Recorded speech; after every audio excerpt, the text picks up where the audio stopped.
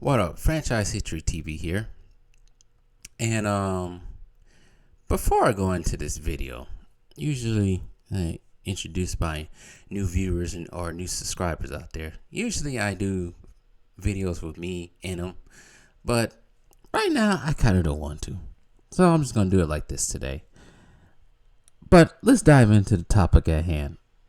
But before, like, share, subscribe, do all that good stuff.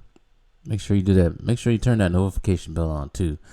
Alright, let me get into this right quick. I'm not gonna spend too much time on it because my head hurts trying to figure this whole thing out right quick with the Star Trek.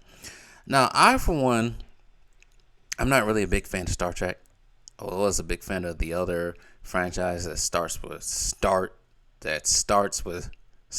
and ends with wars. That's all I was trying to say. But hearing what is it, Star Trek Strange New Worlds? What they did in the first episode.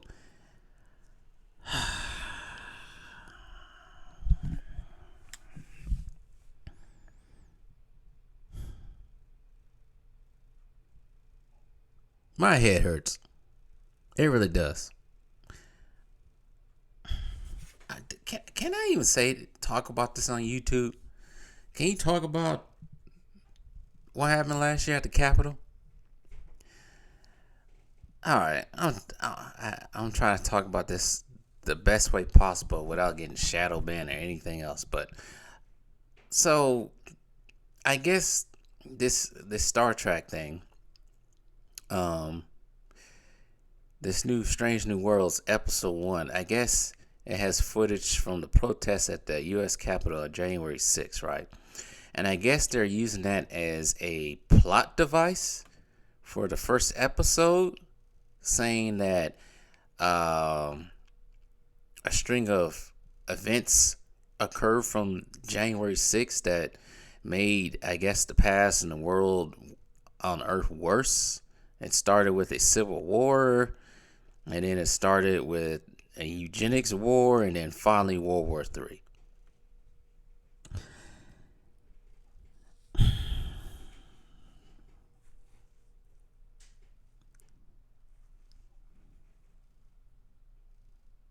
Sorry for the long pause.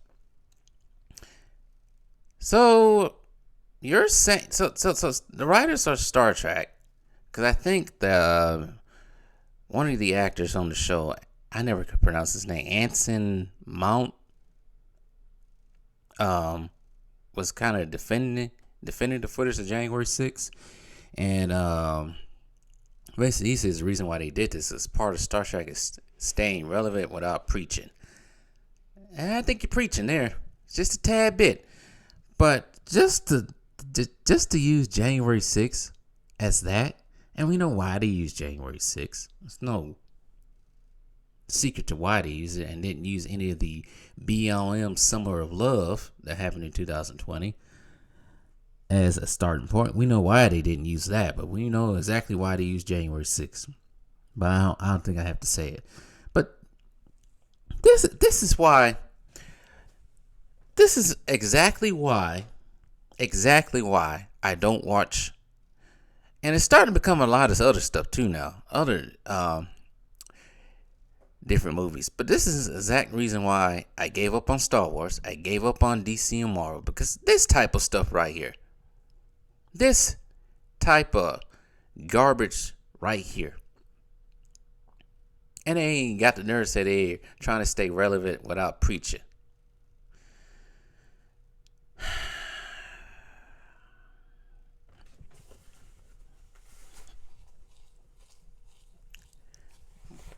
Sorry for the long pauses, but I'm trying to fix my head around some certain things that I be hearing now these days. I